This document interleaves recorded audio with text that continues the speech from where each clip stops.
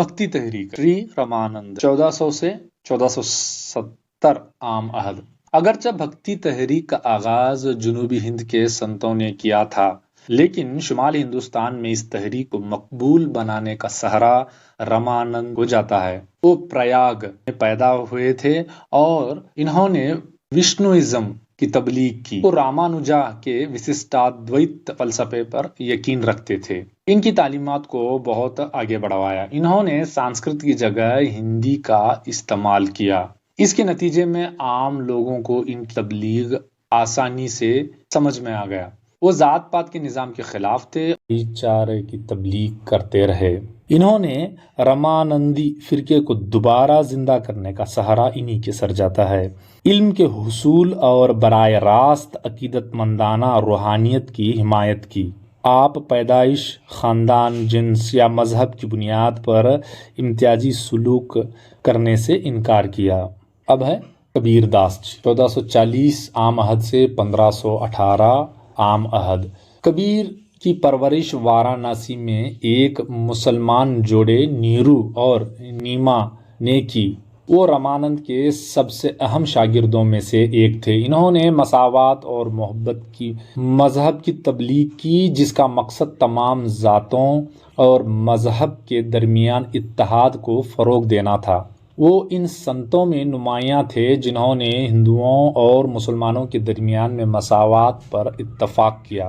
انہوں نے کہا کہ اللہ اور رام ایک ہی خدا کے نام ہیں۔ خدا نہ مندر میں پایا جاتا ہے نہ مسجد میں، بلکہ صرف اپنے عقیدت مندوں کے دلوں میں پایا جاتا ہے۔ اس نے بت پرستی کی مذمت کی اور یہ بھی کہا کہ خدا کو زیارت، مقدس غسل اور بلند آواز سے دعا کرنے سے قربت حاصل نہیں ہوتی۔ خدا کو صرف بھکتی یا عقیدت سے حاصل کیا جا سکتا ہے۔ ان کے شاگردوں کو کبیر پنتھی کہا جاتا ہے۔ آپ کے شاگردوں میں ہندو مسلمان دونوں شامل تھے۔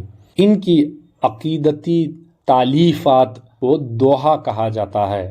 گرو نانک 1469 سے 1539 عام عہد۔ گرو نانک سکھ مت کے بانی ہیں۔ وہ کبیر کے تعلیمات سے متاثر تھے۔ انہوں نے بنی نوع انسان کے بھائی چارے کی تبلیغ۔ وہ بت پرستی، ذات پات کا نظام، ستی اور دیگر سماجی برائیوں کے خلاف تھے۔ انہوں نے عوام کو سچ بولنے کا مشورہ دیا۔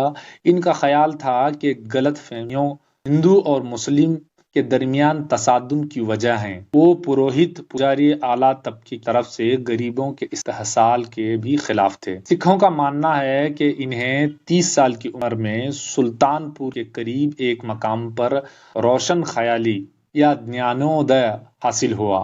اگلے 30 سالوں تک انہوں نے بڑے پیمانے پر سفر کیا اور روحانی تجربات حاصل کیے۔ ان کے شاگرد کو سکھ کہا جاتا ہے، جس کے معنی ہیں سیکھنے والا یا پوچھنے والا۔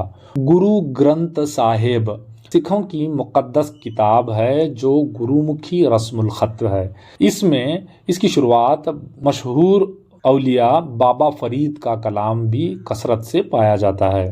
گرو نانک کا جنم تلونڈی کے گاؤں میں ہوا جو آج کے پاکستان میں ہے۔ پھر انہوں نے راوی ندی کے کنارے کرتارپور نامی مقام پر ایک روحانی مرکز قائم کیا۔ سبھی شاگرد ایک ساتھ کھانا کھاتے بلا تفریق۔ اس کو لنگر کا نام دیا گیا ہے۔ سکھ خدا کو واہ گرو کے نام سے جانتے ہیں۔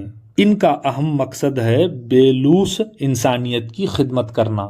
سکھ مت کا علامت 2 تلواریں ہیں اور ایک درمیان میں دائرہ جو حق اور ناانصافی کے خلاف لڑنا ہے، اور درمیان کا دائرہ وحدت الوجود کی علامت ہے۔ خالصہ کے 5 کے، ایک کیش، کنگا، کرا، کچھیرا۔ سکھوں کے کل 10 گرو گزرے ہیں۔ اس میں پہلے گرو نانک ہیں اور آخری گرو گوبند سنگھ۔ آپ کی سکھوں کی عبادت گاہوں کو گرودوارا بھی کہتے ہیں۔ اب ہے چیتنیہ مہاپربھو مشرق کی اور 1486 سے 1534 عام عہد۔ چیتنیہ مہاپربھو ہندوستان کے مشرقی حصے بھکتی تحریک کی ترقی میں سب سے نمایاں کردار ادا کیا۔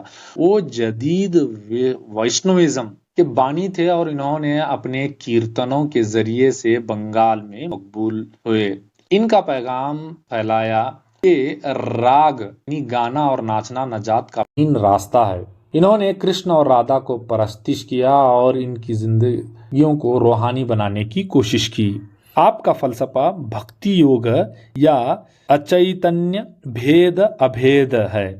آپ جگناتھ، بلرام اور سبھدرا کی بھی پرستش کرتے تھے۔ میرا بائی یا میرا 1498 سے 1569 آمد۔ میرا بائی اپنے بچپن ہی سے انتہائی مذہبی تھی۔ آپ کی پیدائش راجپوت گھرانے میں، شاہی گھرانے میں ہوئی اور پیدائش اڈکی میں ہوئی۔ آپ کا انتقال 49 عمر دوارکا، گجرات میں ہوا۔ آپ کے شوہر کا نام بھوج راجا تھا۔ آپ کے والدین ویر کماری والدہ اور رتن سنگھ والد تھے۔ دادا کی طرح وہ وشنو مت کے کرشنا فرقے کے پیروکار تھیں۔ اپنے شوہر کی موت کے بعد انہوں نے خود کو مکمل طور پر مذہبی سرگرمیوں کے لیے وقف کر دیا۔ وہ بھگوان کرشن کی بہت بڑی عقیدت مند تھیں۔ انہوں نے اپنے گانوں کے ذریعے سے راجستھان میں اپنے فرقے کو مقبول بنایا۔ کہا جاتا ہے کہ میرا نے بے شمار نظمیں لکھی ہیں۔ یہ سب بھکتی گیت ہیں اور میرا بھجن کہلاتے ہیں۔ وہ برج بھاشا اور جزوی طور پر راجستھانی میں لکھے گئے ہیں اور اس کے کچھ اشعار گجراتی بھی ہیں۔ صوفیزم۔ صوفی کی اصطلاح صف سے ماخذ ہے، جس کے معنی کے ہیں۔ صوفی سنتوں نے اونی کپڑے پہنتے تھے، جس سے صوفی کی اصطلاح اخذ ہوئی ہے۔ اس کا دوسرا معنی پاکیزگی کا بھی ہے۔ صفہ مسجد کے باہر ایک چبوترا ہے اور بعض علماء اسے اصطلاح سے ماخذ سمجھتے ہیں۔ قرون وسط کے ہندوستان میں اسلام پر ہندو مت کے اثرات کے نتیجے میں ہندوستانی تصوف کا عروج ہوا۔ اس نے بہت سے ہندو طریقوں کو اسلامی طریقوں کے ساتھ شامل کیا۔ صوفی سنتوں نے بھکتی فرقے کے دیگر ہندوؤں کی طرح سماجی مساوات، صنفی مساوات، مذہبی ہم آہنگی، عقیدت وغیرہ کا پرچار کیا۔ کچھ طرز عمل اسلامی اصولوں کے خلاف بھی ہیں، کچھ اسلامی بھی۔ خدا کی عقیدت کے طور پر موسیقی اور گانا، صوفی سنتوں کی درگاہ کے مقبروں پر قوالی پڑھنا، مرد عورتوں کا دونوں مل کر درگاہ پر نماز ادا کرنا وغیرہ اس طرز عمل میں شامل ہے۔ ان چیزوں کی وجہ سے بہت سے ہندو مسلمان دونوں ان کے شاگرد بن گئے۔ اہم صوفی سلسلے۔ ہندوستان کے چشتیہ سلسلہ، اس کی بنیاد خواجہ عبدالچشتی نے 1966 میں رکھی تھی۔ معین الدین چشتی، فرید الدین شاکر، شیخ نظام الدین اولیاء، شیخ سلیم چشتی، نصر الدین چراغ، خواجہ بندہ نواز گیسو دراز وغیرہ اس ترتیب اس سلسلے کے چند اہم اولیاء تھے۔ فتح پور سکری کی درگاہ ہندوستان کی مقدس ترین صوفی درگاہوں میں سے ایک ہے۔ سہروردیہ سلسلہ۔ سہروردیہ کی سلسلے کی بنیاد بغداد کے شیخ شہاب الدین سہروردی نے رکھی تھی۔